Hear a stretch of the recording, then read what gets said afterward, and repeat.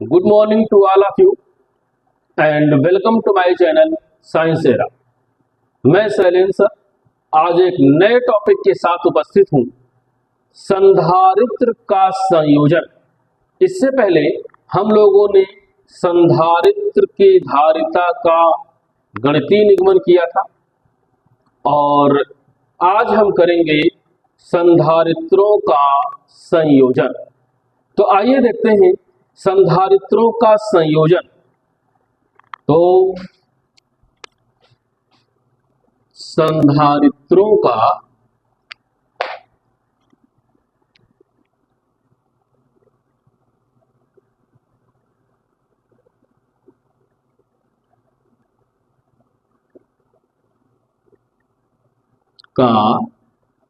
संयोजन।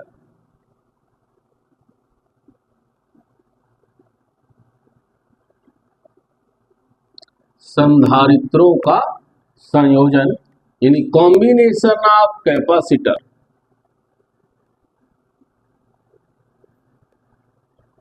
Combination of capacitor.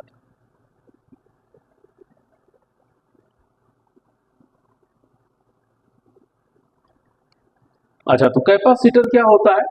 Capacitor एक ऐसी डिवाइस होती है जैसे ये क्या है? कैपेसिटर, जो मोस्टली पंखे में लगता है और इसका काम है चार्ज को स्टोर करना। क्या करता है ये? चार्ज को स्टोर करता है।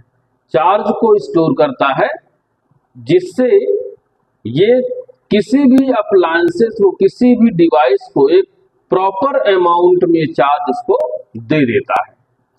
तो इसीलिए कहते हैं कि capacitor is a device which is used to store the charge without increasing its size.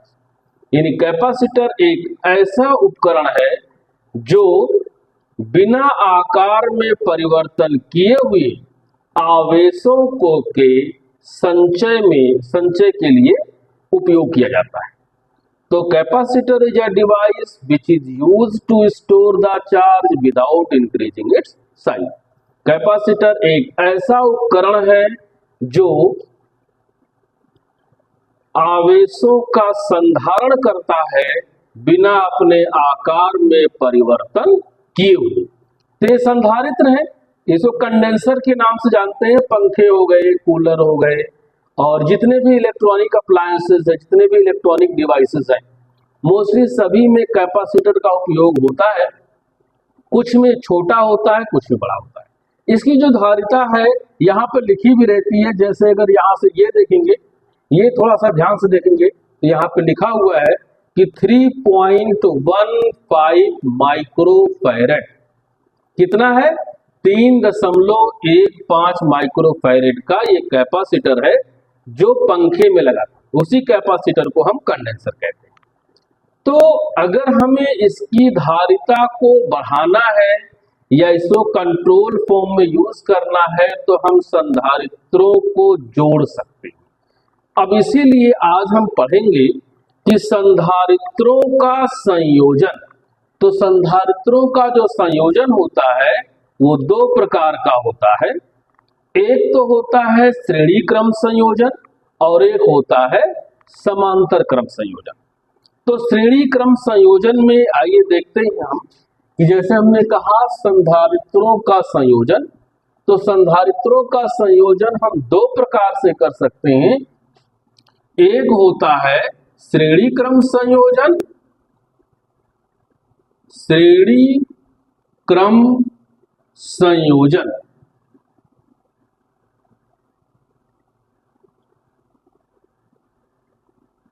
और एक होता है समांतर क्रम संयोजन। समांतर क्रम संयोजन यानी दो प्रकार से हम जोड़ सकते हैं, समांतर क्रम संयोजन और श्रेणी क्रम संयोजन।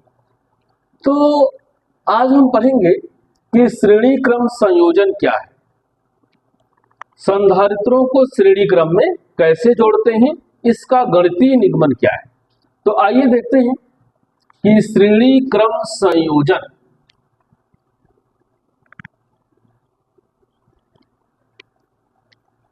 श्रेणी क्रम संयोजन इसको कहते हैं series combination. Series combination of capacitor. Series combination of capacitor यानी संधारित्र का श्रेणी क्रम संयोजन। तो आइए देखते हैं श्रेणी क्रम संयोजन क्या होता है। कि इस प्रकार के संयोजन में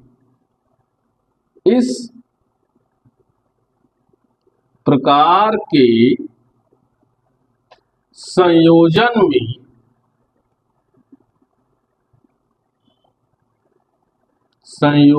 में पहले संधारित्र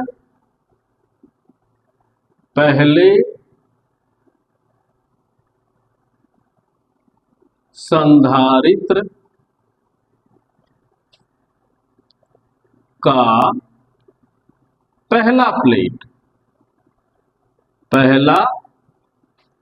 प्लेट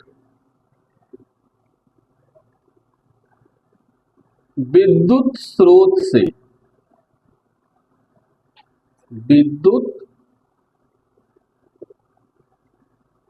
स्रोत से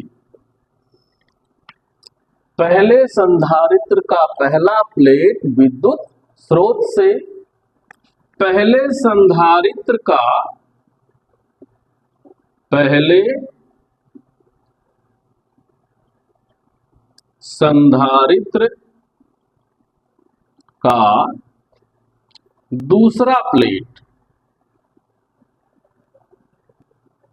दूसरा प्लेट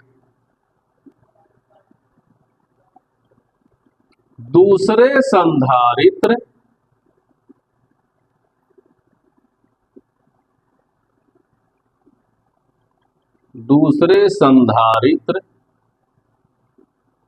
के पहले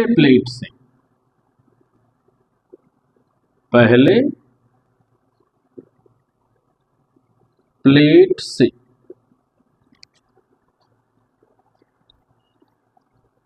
दूसरे संधारित्र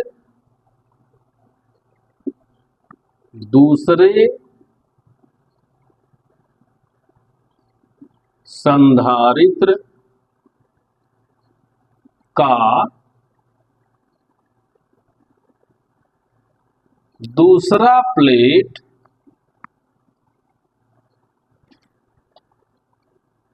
तीसरे संधारित्र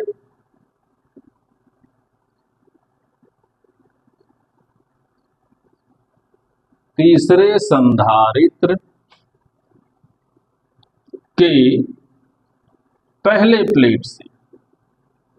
पहले प्लेट से इसी प्रकार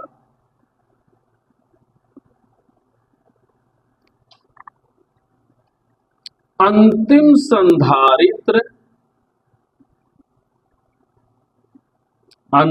संधारित्र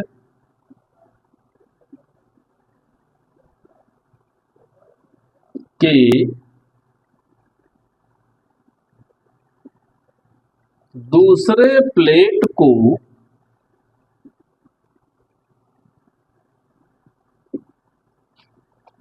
विद्युत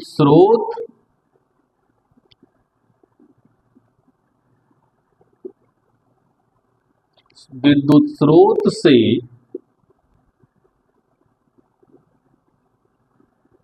जोड़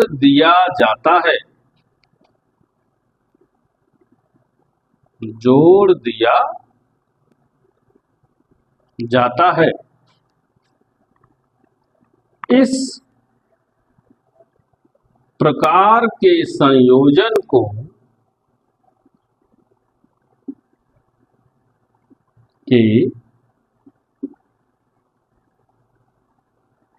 संयोजन को श्रेणी क्रम संयोजन कहते हैं। श्रेणी क्रम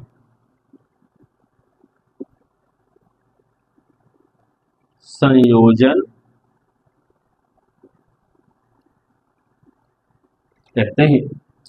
तो जैसे हमने बताया, इस प्रकार के संयोजन में पहले संधारित्र का पहला प्लेट विद्युत स्रोत से, पहले संधारित्र का दूसरा प्लेट दूसरे संधारित्र के पहले प्लेट से, दूसरे संधारित्र का दूसरा प्लेट तीसरे संधारित्र के पहले प्लेट से, इसी प्रकार अंतिम संधारित्र के दूसरे प्लेट को विद्युत स्रोत से जोड़ दिया जाता है। इसे श्रेणी क्रम संयोजन कहते हैं, या इस प्रकार के संयोजन को श्रेणी क्रम संयोजन कहते हैं। भाई देखिए, जैसे मान लीजिए ऐसे तीन हमारे पास मान लीजिए कि तीन संधारित्र हैं।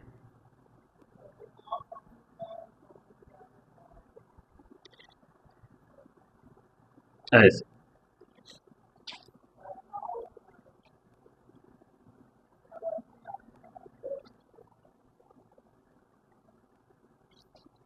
तीन संधारित्र हैं, ये C1 है, ये C2 है और ये C3। तो हम यहां पर प्लस आवेश देते हैं।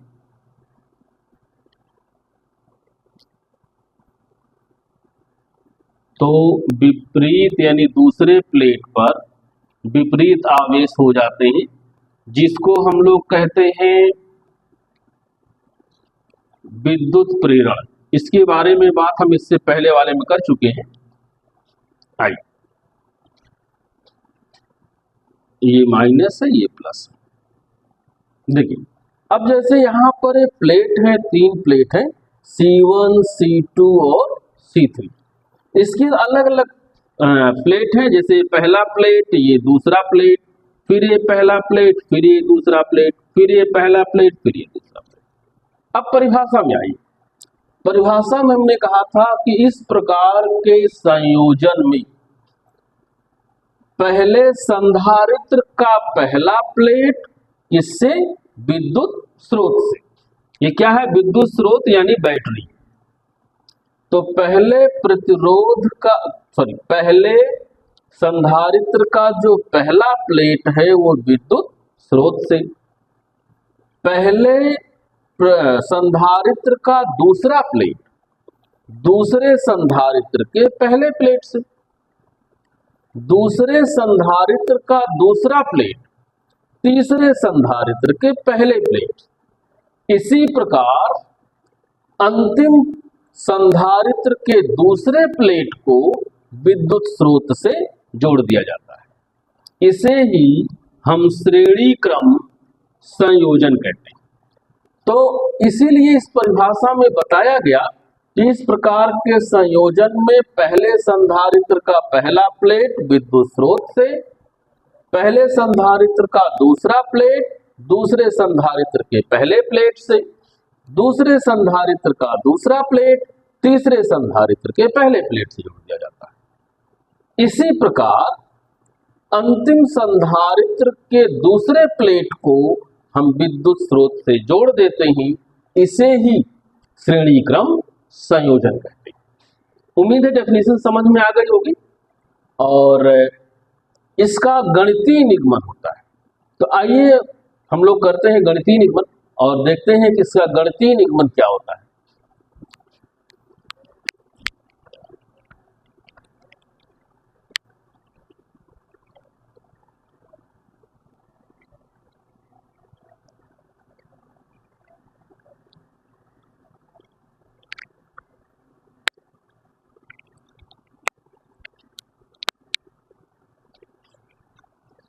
तो श्रेणी क्रम संयोजन का गणितीय निगमन या कह सकते हैं डेरिवेशन, गणितीय निगमन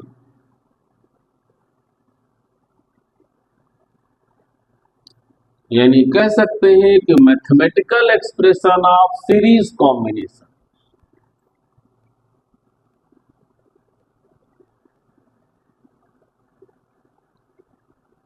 मैथमेटिकल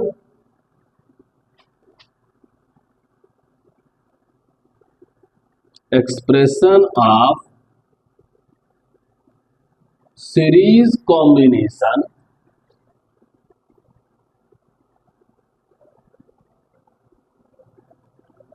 कॉम्बिनेशन ऑफ कैपेसिटर। ये भी बहुत इंपॉर्टेंट है क्योंकि यहाँ पर कैपेसिटर है, इसका सीरीज और पैरेलल कॉम्बिनेशन, ऐसे रेजिस्टेंस का आएगा और ऐसे सेल का आएगा। एक यहाँ पे समझ लेंगे तो बाकी और दो आसान होगा। तो आइए इसको करते हैं। माना कि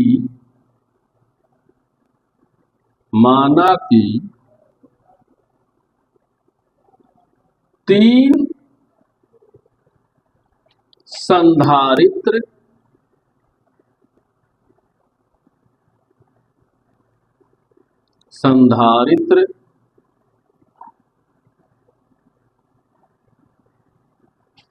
जिसकी धारिता C1 C2 तथा C3 है, जो श्रेणी क्रम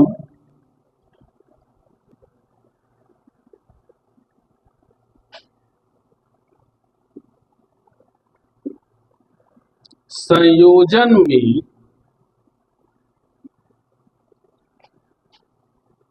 एक विद्युत स्रोत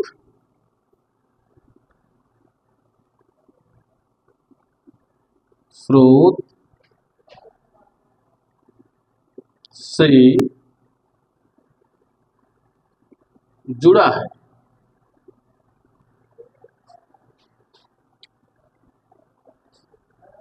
किससे जुड़ा है? विद्युत स्रोत से जुड़ा है। जब विद्युत स्रोत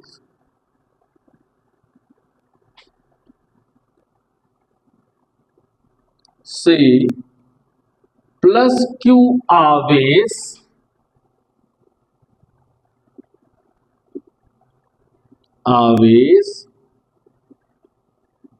दिया जाता है,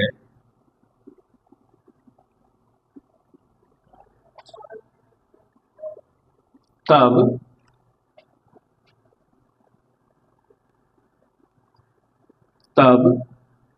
संधारित्र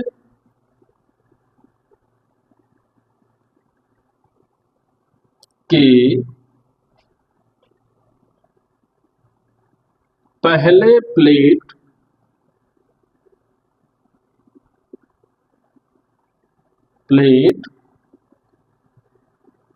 पर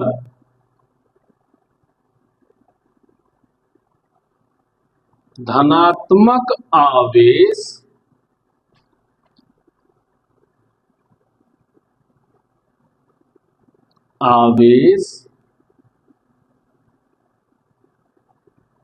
वितरित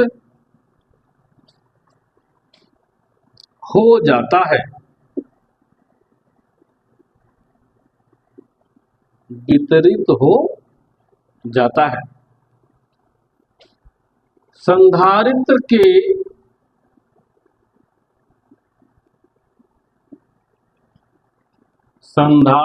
के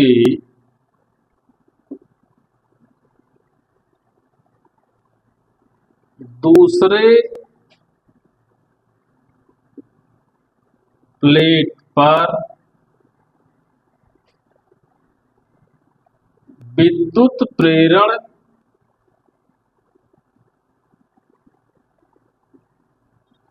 प्रेरण की घटना से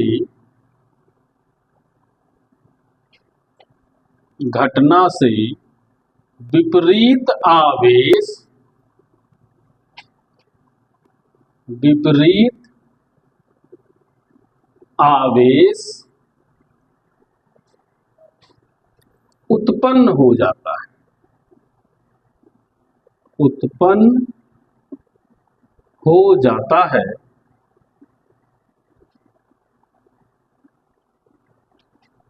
जैसा कि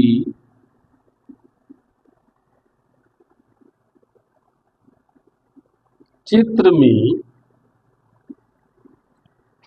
प्रदर्शित है।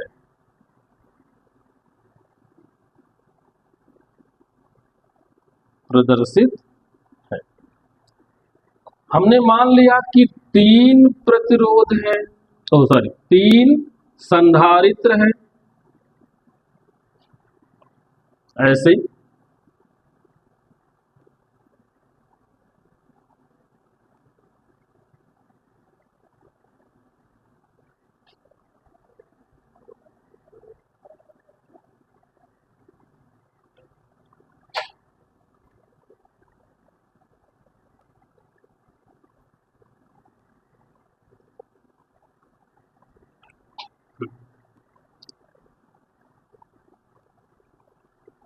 3 संधारित्र हैं। कौन कौन से हैं?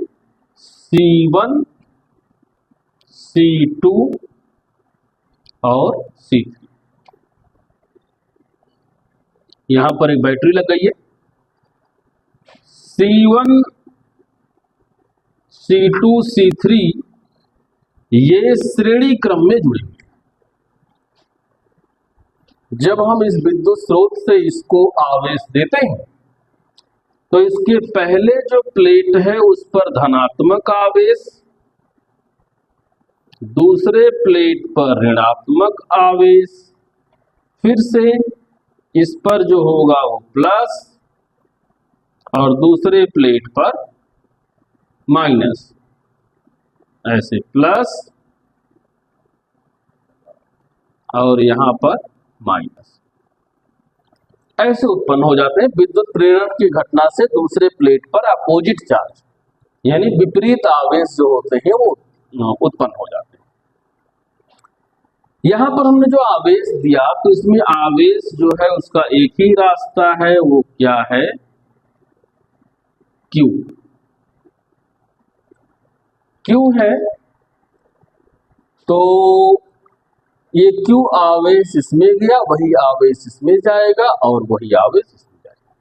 इसका मतलब है कि जो आवेश है वो समान है, लेकिन इसमें जो इसका जो विभवांतर होगा इसका होगा V1, ये अलग होगा, इसका V1 होगा V2 और ये होगा V3। यानी आवेश तो जो होगा वो सेम होगा, कांस्टेंट होगा, लेकिन इसका विभवांतर जो होगा वो बदलेगा, V1, V2 और V3। उसकी वजह है यहां से यहां तक आवेश को जाने में जितना वर्क करना पड़ेगा, यहां से यहां तक आने में कुछ और करना पड़ेगा, यहां से यहां तक आने में दूरियां जैसे बढ़ेगी वैसे वैसे जो होगा वो आवेश को ले जाने में जो कार्य है वो कम या ज्यादा करना होगा। तो कहने का मतलब ये है कि उसकी वजह से ये दो, यहाँ पर विभवांतर अलग, यहाँ पर विभवांतर अलग और यहाँ पर विभवांतर अलग होगा। तो अब वही चीज, उसी चीज को हम लोग को लिखना है कि संधारित्र में प्रत्येक संधारित्र, ऐसे लिखते हैं, प्रत्येक संधारित्र में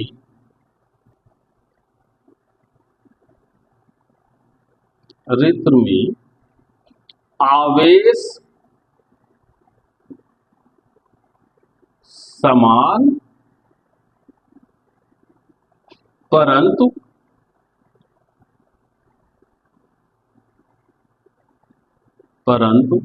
विभवांतर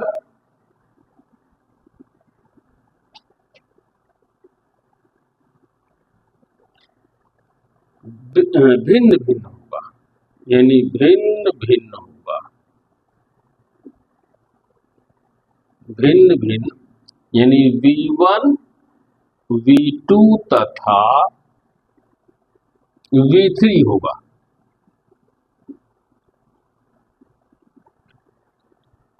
तो परिणामी विभवांतर कितना हो, क्योंकि हमने यहाँ पर क्या लगाया है, V लगाया है, यही विभवांतर इसमें वितरित हुआ है, तो मतलब ये विभवांतर इसके बराबर होगा।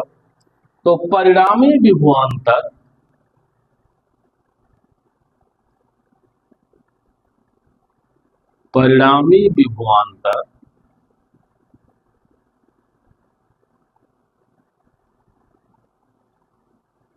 V बराबर V1 plus V2 plus V3, क्योंकि यही जो विभवांतर है वो यहाँ पर वितरित हुआ है, इसलिए V equal to V1 plus V2 plus V3 होगा। ये हो गया समीकरण नंबर 1। लेकिन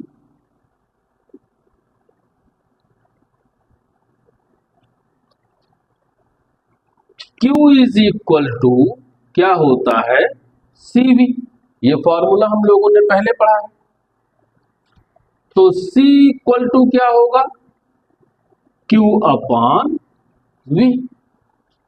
अगर हमें C निकालना हो तो V क्या है, मल्टीप्लाई में है, डिवाइड में आ जाएगा। इसी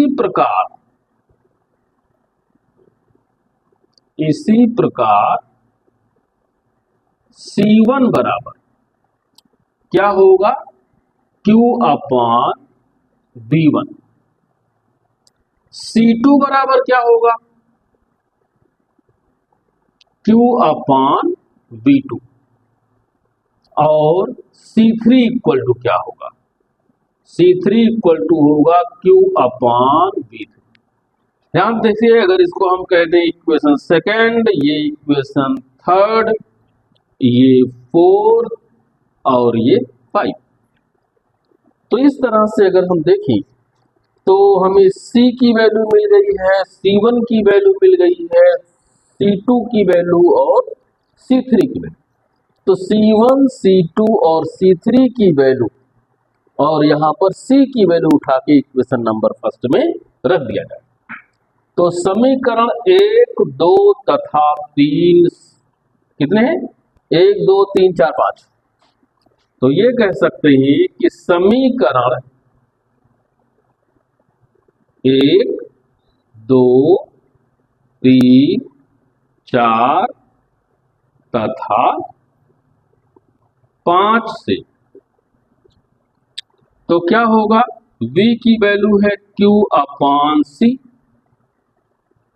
इज इक्वल टू क्या हो गया, Q upon C1 plus Q upon C2 plus Q upon C3।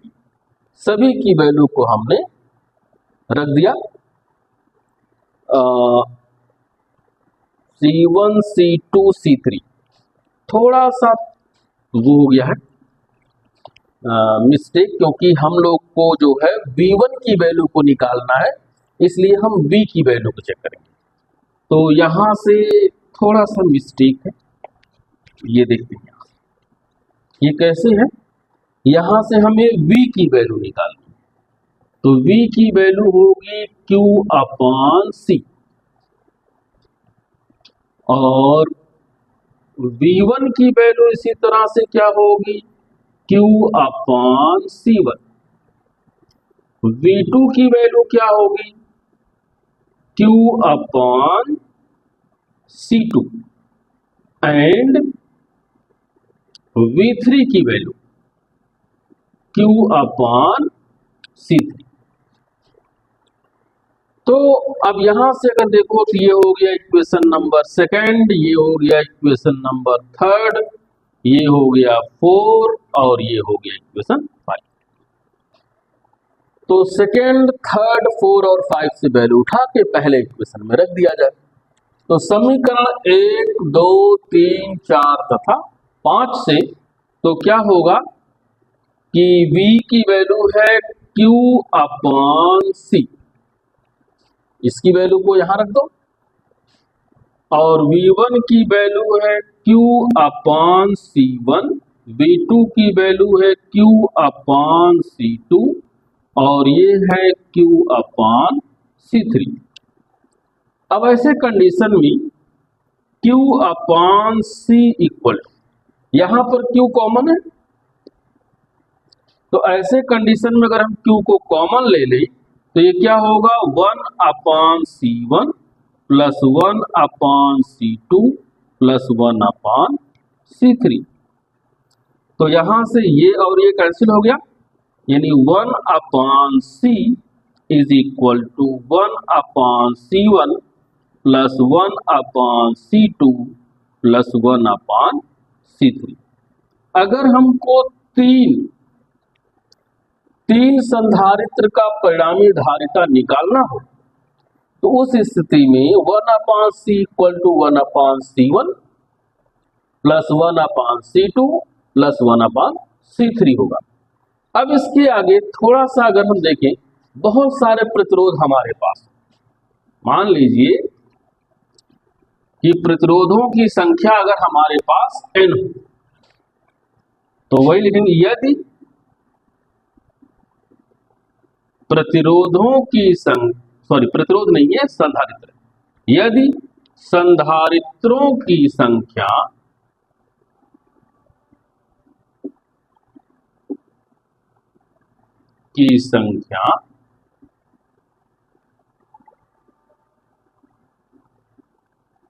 n हो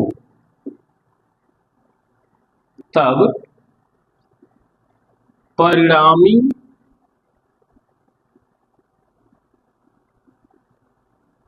संधारित्र की धारिता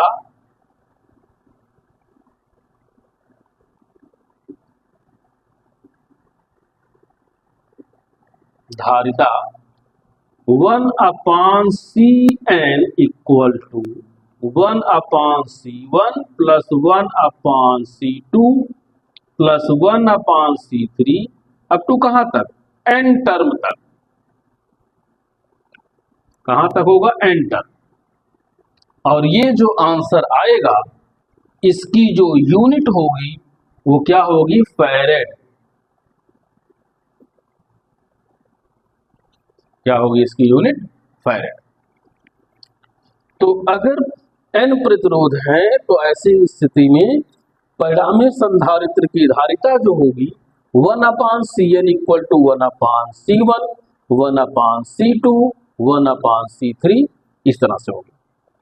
तो इस तरह से हम लोगों ने देखा कि संधारित्र क्या होता है, संधारित्र का कैसे संयोजन किया जाता है, जिसका हम लोगों ने श्रेणी क्रम संयोजन के बारे में देखा और श्रेणी क्रम संयोजन का गणितीय निगमन किया। उम्मीद है कि समझ में आया होगा। इन केस कोई असुविधा होती है या समझ में नहीं आता है तो उसको कमेंट करके जरूर बताएं। और आज के लिए इस वीडियो में इतना ही। आगे हम फिर मिलेंगे एक नए वीडियो के साथ। तब तक के लिए जय हिंद।